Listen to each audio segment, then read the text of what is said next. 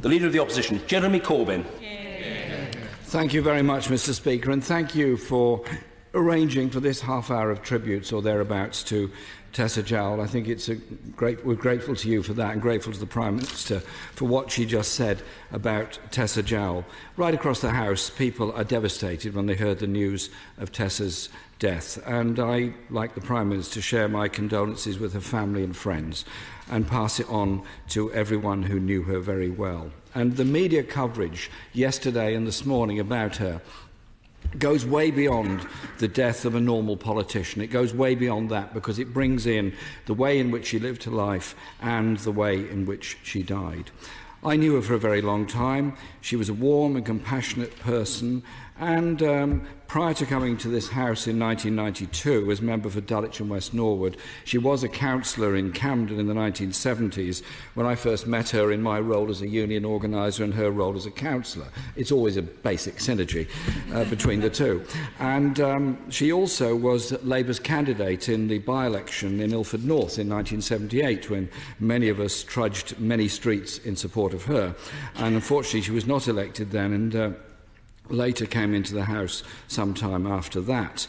And she was also instrumental in Camden of trying to bring an end to the pay dispute in 1979 by offering us lots of money. When we wanted a national settlement, she offered us a local one. It was very kind of her, but it was an attempt to try and support low-paid workers in her constituency in Camden.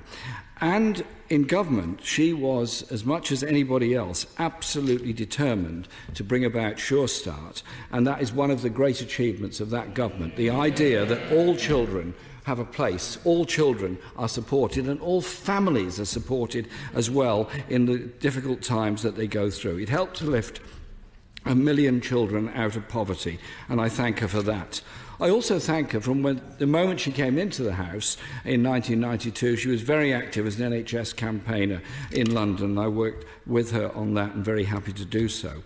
I think her pivotal moment was actually helping to win the Olympics for London in 2012, when she persuaded a probably reluctant Prime Minister, undoubtedly a very reluctant civil service, and probably a reluctant just about everybody else, with her amazingly penetrating stare of saying, well, you've got to do it.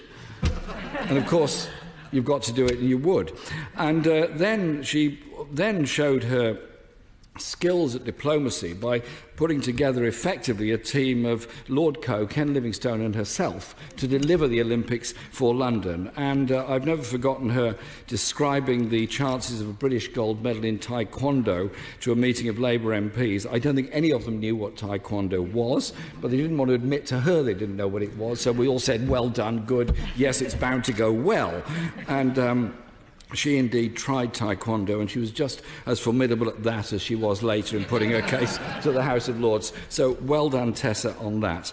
And I think her recent speech in the House of Lords was just amazing, because we live our lives, we enjoy our lives, and none of us want it to end. But she was able to convey to the House and convey to the world that living your life is also how you end your life and the legacy that you leave behind. It was such a brave and selfless speech that she made. It took so much out of her to do it, but she was so determined to do it. And using her platform as a Member of Parliament at that time in the House of Lords to raise awareness of brain cancer was something truly amazing, and well done her. I think she will be remembered for her passion, for her sense of social justice, for her sense of inclusion, and her sense of fun in dealing with people.